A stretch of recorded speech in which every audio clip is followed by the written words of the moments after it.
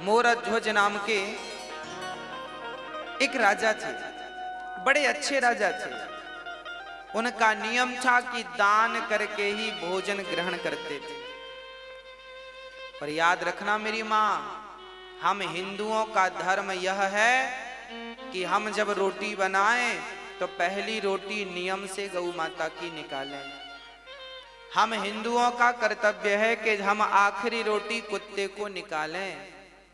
हमारा कर्तव्य है कि हम अपने घर से एक थाली भोजन दीन दुखी और गरीबों को खिलाएं। पहले जब हम भोजन करते थे हमारे भारत में, तो हमारे बाप दादा बाहर निकल कर देखा करते थे कि हमारे द्वार पर कोई बैठा तो नहीं है। अच्छा, पहले के घर ऐसे बनते थे कि घर के बाहर बैठने की एक पट्टी होती थी। पुराने घर ऐसे बनते थे कि कोई भी आके बाहर बैठ जाता था, और हम लोग भी बाहर कभी कभी घर वाले भी बैठते थे, बातें होती थी, चर्चाएं, सत्संग। तो पहले हर घर में ऐसा व्यवस्था थी कि बाहर बैठने की एक पट्टी हुआ करती थी, पक्की। पर्ची बोलते थे बाहर, आंगन बोलो, आंगन अलग है, पर्ची बोलते थे, होती थी। जब आप भोजन करने बैठे तो बाहर निकलकर जरूर देखें कि आपके बाहर कोई है तो नहीं भूखा। ऐसा तो नहीं कि आप अंदर भोजन कर रहे हैं और बाहर कोई आपके घर पे ही भूखा बैठा है। आपके द्वार पर कोई भूखा बैठा है, उसके पेट भरने की जिम्मेदारी आपकी है। ये हमारे भारत का धर्म है, हमारा धर्म है, हमारे वेद यही सिखाते हैं। इसलिए अपनी एक थाली आप कभी जाया करो गरीबों के बीच में। इसलिए यहां अन्न क्षेत्र बंटता है कि एक थाली आप किसी को बाहर आपके कोई मिले ना मिले, एक एक थाली करते करते आपके 365 दिन में आपकी 365 थालियां हो गई। इसलिए यहाँ एक बार अन्न क्षेत्र में आप एक बार अन्न क्षेत्र कराते हैं तो एक साथ 2000 साधु भोजन कर लेते हैं, एक साथ सब लोग खा लेते हैं। तो रोज रोज नहीं खिला पाओ, तो इसलिए अन्न क्षेत्र होता है कि आप सभी को अपने हाथ से प्रसाद बांटे, अन्न क्षेत्र दें। हाँ, तो आपका नियम है, हमारा नियम हो कि हम रोज दें, ना तो फिर साल में एक बार दें। ऐसे अच्छे कार्यों से जुड़ जाएं नियम से। मोरध्वज का भी यही नियम था। रोज ब्राह्मणों को बुलाते, उनके चरण धोते, उनकी सेवा करते, उनकी वंदना करते, उनको भोजन कराते, और उनके कहने पर जो वो कहते वो दान करते। दान अपने मन से नहीं करते थे, ब्राह्मण से पूछते थे आपको क्या चाहिए, जो वो कह दें वो दान करते थे। वो कहें कि हमें गाय चाहिए तो गाय दान कर देते थे, वो कहें हमें सोना चाहिए सोना दान, वो कहें हमारे रहने को घर नहीं है तो जमीन दान कर देते थे। राजा थे, ब्राह्मणों से पूछ कर दान करते थे आपको उनके मन का। ऐसे सत्यनिष्ठ राजा मोरध्वज, इनका डंका बजने लगा पूरे दुनिया में। इनके जैसा राजा, इनके जैसा दानी, इनके जैसा धर्मनिष्ठ ना भूतो ना भविष्य। एक दिन जब भगवान श्री कृष्ण थे तब अर्जुन ने कहा, चूंकि धर्मराज युधिष्ठिर ने यज्ञ किया था, उस यज्ञ में सबको भोजन, लाखों लोगों को भोजन कराया था, और इतना दान दिया गया था कि ब्राह्मण लेकर जा ना सके, कुछ छोड़कर चले गए। एक दिन अर्जुन ने बड़े अहंकार से कहा कि कन्हैया, आज तक मेरे भैया जैसा यज्ञ और दान आज तक किसी ने किया है? तो भगवान है। जब अर्जुन ने कहा कि मेरे भाई युधिष्ठिर जैसा यज्ञ, इनके जैसा है कोई धर्मात्मा दानी, तब भगवान मुस्कुरा के बोले, अर्जुन तुम्हारे भाई का नाम तो दानियों में सबसे नीचे है। अब अर्जुन को बड़ा बुरा लगा, इतना दान करने के बाद भी लिस्ट में नीचे नाम। तो अर्जुन ने कहा, फिर ऊपर किसका नाम है? भगवान ने कहा आप अर्जुन तुम मत सुनो, अपना काम करते रहो। नहीं नहीं प्रभु बताओ ऊपर नाम किसका है? तब भगवान ने कहा सबसे ऊपर नाम है मेरे प्यारे भक्त मोरध्वज का। अर्जुन को बड़ा बुरा लगा। अर्जुन को लगा कि मेरे भाई से बड़ा दानी, उनको डाउट था कि मेरे भैया से बड़ा दानी हो नहीं सकता। अर्जुन बोले प्रभु हमें देखना है कि वो कैसा दानी है, क्या दे सकता है। अरे हमारे भाई ने क्या नहीं दिया, धर्मराज युधिष्ठिर ने इतना दिया पंडित जी ले जा ना सके, ऐसा वो क्या दे सकता है। अर्जुन मानने को तैयार नहीं थे। मैं नहीं मानता कि वो दानी है। भगवान बोले तो परीक्षा ले लो। भगवान ने कहा ले लो। अर्जुन ने कहा आपके सहयोग के बिना परीक्षा संभव नहीं है। तो प्लान बनाया गया, यमराज जी को बुलाया गया, यमराज को शेर बना दिया गया, तुम शेर बन जाओ। बूढ़े शेर, दांत टूट गए सारे, और अर्जुन ब्राह्मण बन गए और भगवान श्री कृष्ण भी ब्राह्मण बन गए। 2 पंडित जी और 1 शेर, तीनों चले मोरध्वज के द्वार पर। भिक्षाम देही, भिक्षाम देही, हे राजन हमें भिक्षा दो। तुरंत राजा दौड़ कर आए, ब्राह्मण आइए आइए आइए, स्वागत है, मेरे तो भाग्य खुल गए, आप जैसे दिव्य ब्राह्मणों का पदार्पण घर में हुआ। आए, मोरध्वज ने चरण धो करके, ब्राह्मण घर में कभी भी आए तो अपना अहंकार त्याग करके उसके चरण धोकर उसको अंदर ले जाइएगा।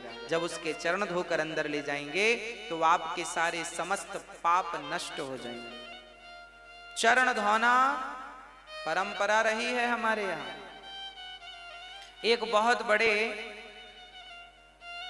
कोई व्यक्ति थे, ज्ञानी, वो भी ब्राह्मण थे। उन्होंने अपनी बेटी की सुंदरता देखी तो एक सुंदरता देखकर एक लेख लिख दिया, मेरी बेटी इतनी सुंदर है, इतनी सुंदर, इतनी सुंदर। जैसे ही वो अपनी बेटी की सुंदरता का निरूपण अपने एक ग्रंथ में कर रहे थे, तभी उनको कोढ़ का रोग हो गया। ब्राह्मणों को बुलाया, भाई हम तो देखो बेटी के ऊपर ये ग्रंथ तैयार कर रहे हैं, बेटी कितनी सुंदर है, लोग पढ़ेंगे, हमें कोढ़ क्यों हो गया। तब ब्राह्मणों ने कहा कि बाप थोड़ी बेटी की सुंदरता का वर्णन कर सकता है।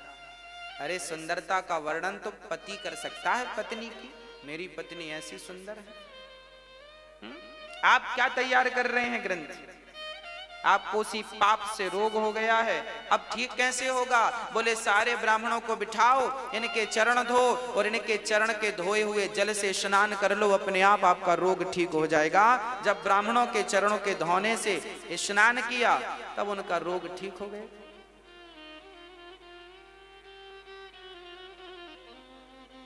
भगवान श्री कृष्ण भी सुदामा जैसे ब्राह्मणों के चरण धोए कि नहीं, हाँ या ना। वो तो भगवान थे ना, भगवान को क्या जरूरत थी ब्राह्मण के चरण धोने की। अरे ब्राह्मण तो खुद पांव पड़ते हैं भगवान के, ब्राह्मण तो खुद भगवान के चरणों की धूल मस्तक पर रमाते हैं, ब्राह्मण तो खुद अपने आंसू बहाते हैं भगवान को पाने के लिए। उस परमात्मा के लिए हम रोते हैं और वो हमारे चरण क्यों धोएगा। क्योंकि भगवान कहते हैं अतिथि देवो, यदि मैं ही इस मर्यादा का पालन नहीं करूंगा कौन करेगा। इसलिए भगवान ने ब्राह्मण सुदामा के चरण खुद धोए हैं और फिर उन्हें भोजन कराया है। आपके घर कभी ब्राह्मणों को बुलाना भोजन पर तो सबसे पहले उनके चरण धोना और चरण धोकर ही उन्हें भोजन पर बिठाना, भोजन कराना।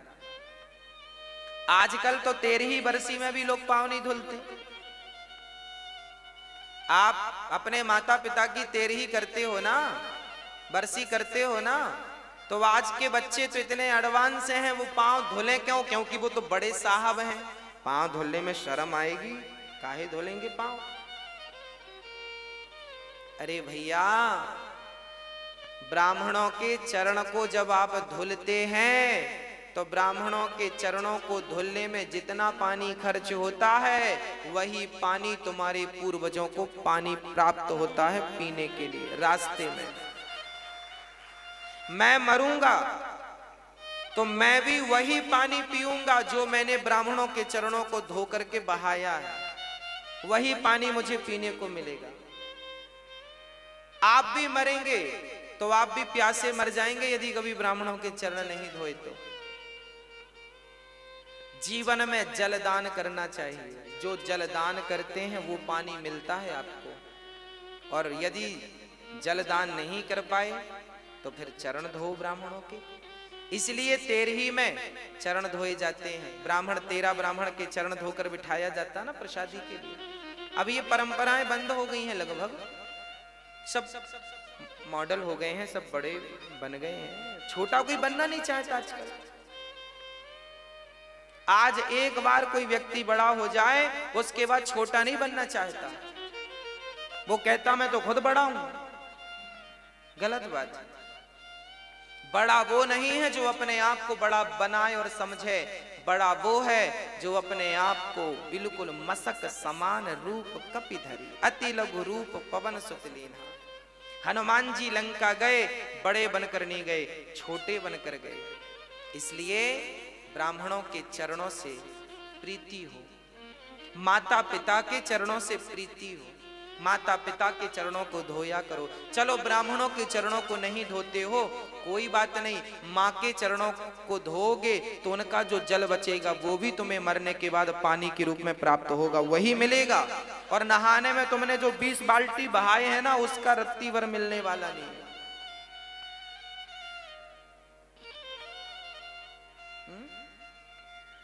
गौ माता को जो पानी पिलाया है वो पानी भी आपको प्राप्त होगा।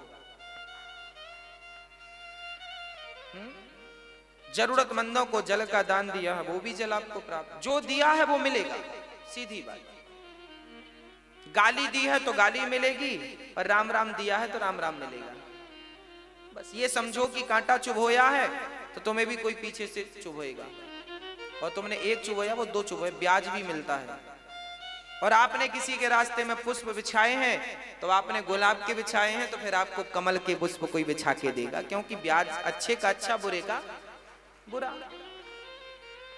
जैसी करनी। अब भगवान श्री कृष्ण आए हैं और उनको मोर ध्वज ने बिठाया है, चरण धोए हैं और चरण धो करके भोजन।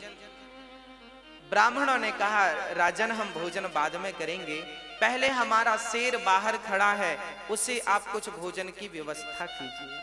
हाँ हाँ, मोरध्वज बोले बताइए शेर क्या खाएगा, उसके लिए हमारे पास बढ़िया जो कहें वो हलवा बनवाएं, जो कहें वो रोटियां बनवाएं, मालपुआ खवाएं। क्या खाता है आपका शेर? ब्राह्मण कहते हैं राजन हमारा शेर तो देखो सभी शेरों की तरह वो मांसाहार करता है, मांस खाता है। अच्छा, मोरध्वज बोले कोई बात नहीं हम मांस की व्यवस्था कर रहे हैं। अच्छा कहां से मांस लाओगे? बकरे को मारोगे? ना ना ना। गाय को मारोगे? ना। राम राम राम राम राम। फिर मुर्गी को मारोगे? ना ना ना ना। फिर किसी प्रजा को मारोगे? ना ना, प्रजा तो भगवान है उसे क्यों मारेंगे? मोरध्वज से भगवान ने कहा फिर तुम कहां से मांस लाओगे? मोरध्वज बोले हमारे पास भी तो मांस है, हम अपना काट के देंगे आपके सिर को, अपनी जांघ का मांस दे देंगे, हमारा पेट बड़ा है पेट का मांस दे देंगे, आपके सिर का पेट भर जाएगा। देखो एक राजा, वो राजा क्या उसके राज्य में बकरा बकरी नहीं थे? कह देता बकरे को ले लो, बकरा देता हूं मैं। ना, जीव हत्या पाप है, अहिंसा ही परमो धर्म। हम किसी की हत्या नहीं करेंगे, अपना मांस काट के देंगे। शिवी ने भी अपना मांस काट के एक कबूतर के लिए दिया था। मोरध्वज बोले अपना, ब्राह्मण बोले सुनो आपका मांस हमारा शेर खाएगा ही नहीं। क्यों? बोले आप बूढ़े हैं ना, आपका मांस कठोर हो गया है और हमारा शेर जो है उसके दांत गिर गए हैं, बुढ़ा हो गया है, कोमल कोमल मांस खाता है। फिर किसका मांस? ब्राह्मणों ने कहा पहले संकल्प लो, दान लेने के पहले संकल्प ले लिया जो मांगेंगे दोगे। मोरध्वज ने कहा दिया। तो सुनो, आपका बेटा है। हाँ हाँ है, ताम्रध्वज, मोरध्वज का बेटा ताम्रध्वज। अभी उसकी उम्र थी लगभग 5-6 वर्ष की, और अभी 5-6 वर्ष पहले ही हुआ है। अभी बुढ़ापे में बेटा हुआ था, कोई संतान थी नहीं मोरध्वज की। बुढ़ापे में पुत्र का सुख मिला है। ब्राह्मणों ने कहा कि आपका बेटा है, हमें अपने शेर के लिए आपके पुत्र का मांस चाहिए। बच्चे का मांस बड़ा कोमल होता है, वो बड़ी आसानी से खा लेगा। आप जल्दी से अपने बेटे को लाइए और उसे खड़ा करिए। और सुनो, हमारे शेर के दांत गिर गए हैं तो मांस फाड़ नहीं सकता, इसलिए आप दोनों पति पत्नी अपने बच्चे को बीच से आरे से चीर करके फाड़िए और फाड़ करके मेरे शेर को डालिए। अब तो राजा दंग रह गए। राजा कुछ समझ ना पाए। एक पिता एक माँ अपने बेटे को वारे, चलो बेटे का दान तो बहुत लोगों ने किया, पर बेटे को वारे से चीरना, और उस बेटे को जो एक ही बेटा हो, बड़ा लाड़ प्यार का बेटा हो। अब तो राजा का दिल जोर जोर से धड़कने लगा। समस्या ये नहीं थी कि बेटे को वारे से चीरना है, समस्या तो राजा के सामने यह थी कि बेटे को जबरदस्ती यदि फाड़ेंगे तो बाल हत्या का पाप लगेगा। किसी को जबरदस्ती मारेंगे तो पाप नहीं लगेगा। तभी देखो हमारे यहां धर्म कैसा है। वो नन्हा सा बालक जो मोर ताम्रध्वज था, वो दौड़ कर आया और पिता से कहने लगा, पिताजी इतना क्या सोचते हैं? आप यही सोच रहे हैं ना कि मैं तैयार हूं अपना मांस देने को या नहीं? राजा बोले, हाँ बेटा, मैं यही सोच, मेरा धर्म संकट यह था कि मैं आपको जबरदस्ती पकड़कर काट दूं, पाप लगेगा। तब ताम्रध्वज ने कहा, वाह पिताजी, अरे पुत्र का जन्म ही इसलिए होता है कि वो पिता के धर्म की रक्षा करे। जिस पुत्र ने अपने पिता के धर्म की रक्षा नहीं की, उस पुत्र का पुत्र होना व्यर्थ है, क्योंकि आपने अपने पिता के धर्म की रक्षा नहीं की। उस बेटे ने कहा, पिताजी आज आपका धर्म ना चला जाए, इसलिए अपने धर्म को बचाइए। बेटा चला गया तो कल दूसरा बेटा आ जाएगा, पर धर्म चला गया तो दोबारा धर्म लौट कर नहीं आएगा। इसलिए धर्मो रक्षति रक्षित, धर्म की रक्षा करो। ताम्रध्वज खड़ा हुआ। राजा ने आरा लकड़ी चीरने का आरा पकड़ा, पर रानी मां उसे तैयार करना बड़ा कठिन है। जब राजा ने कहा कि हमने ब्राह्मणों को वचन दिया है कि अपने पुत्र का मांस शेर को खिलाएंगे, पत्नी से कहा, क्या तुम इस धर्म में मेरा सपोर्ट करोगी? अच्छा, वो भी कह देती कि मेरा बेटा है, आपकी बस थोड़ी है। वो कहती मेरा भी अधिकार है, मैं नहीं मरने दूंगी इसे, तो भी धर्म का।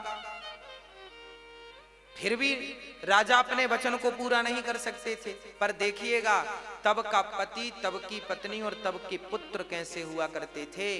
पत्नी ने कहा, स्वामी जी आप अपने धर्म की रक्षा कीजिए, मेरे तो ऐसे 100 बेटे आपके धर्म के लिए बलिदान हैं, कुर्बान हैं। आपके धर्म के लिए यदि मैं मेरे पुत्र का, मेरे ममत्व का बलिदान देना पड़े तो मैं अपने ममत्व का बलिदान दे दूंगी। खड़ा कर दिया बेटे को, बेटे की मर्जी से, और आरा रखा गया। आरा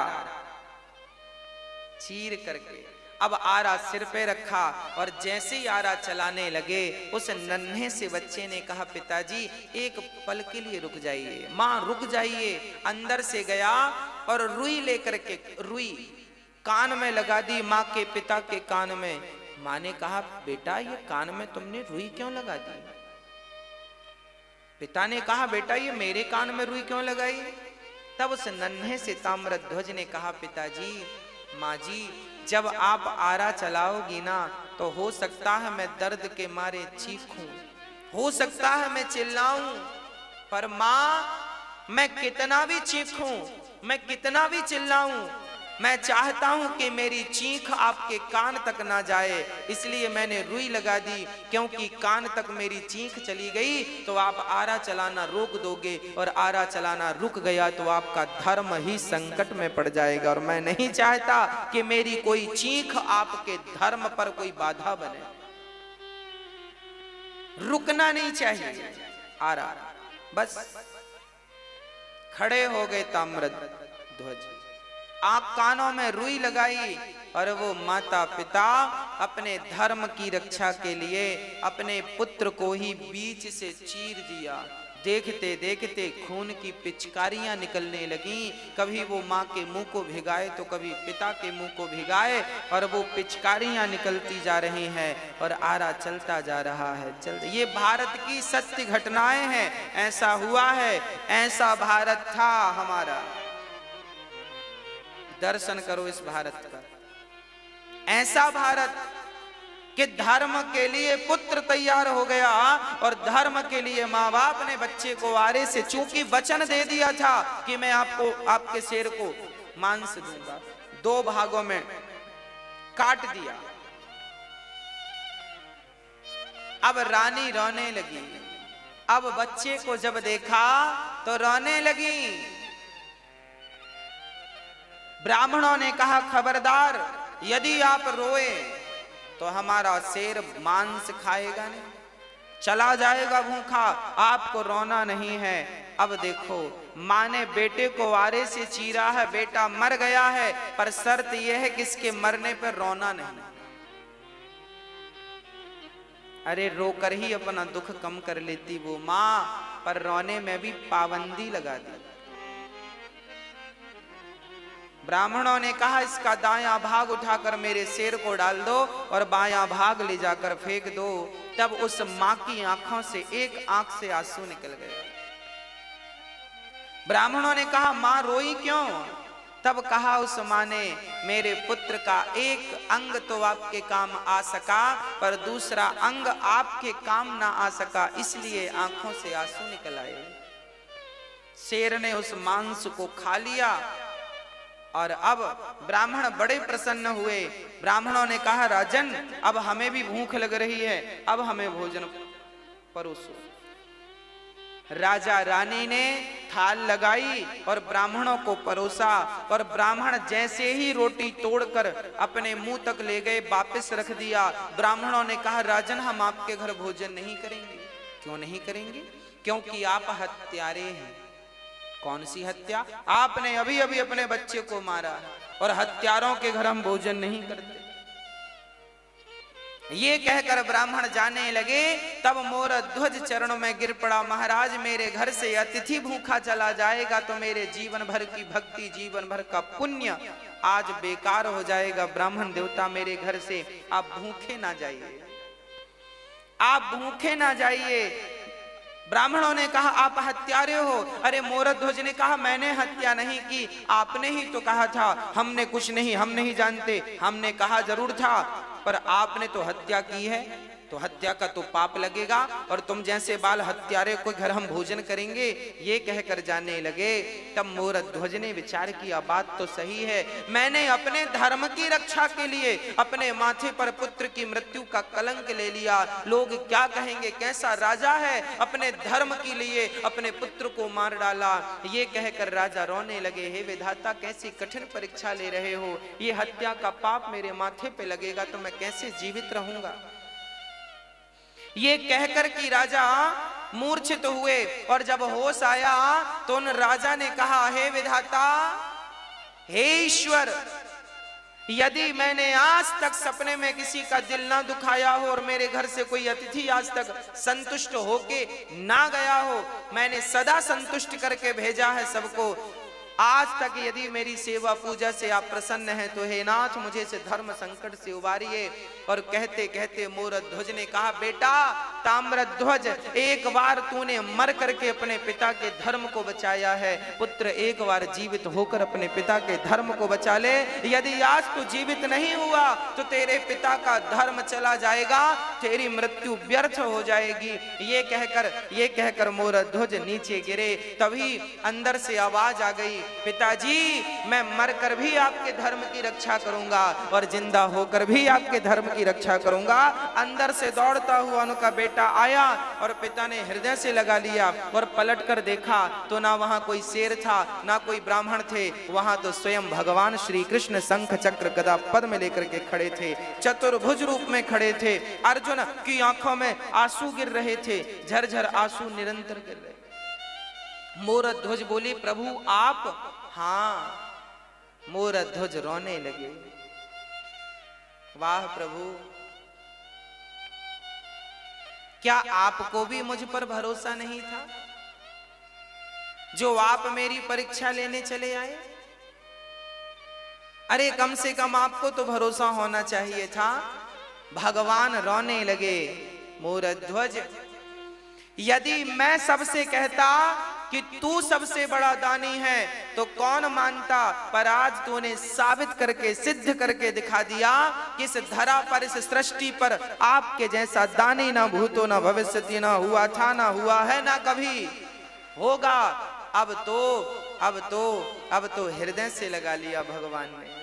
और अर्जुन तो बड़े शर्मिंदा हो गए, जो अपने भाई युधिष्ठिर को दानी कह रहे थे। आज इन्हें पता लगा कि ये दानी नहीं, मोरध्वज दानी। हाँ, मोरध्वज जैसा कोई दानी नहीं, सबसे बड़े दानी मोरध्वज। इसलिए धर्मो रक्षति रक्षिता।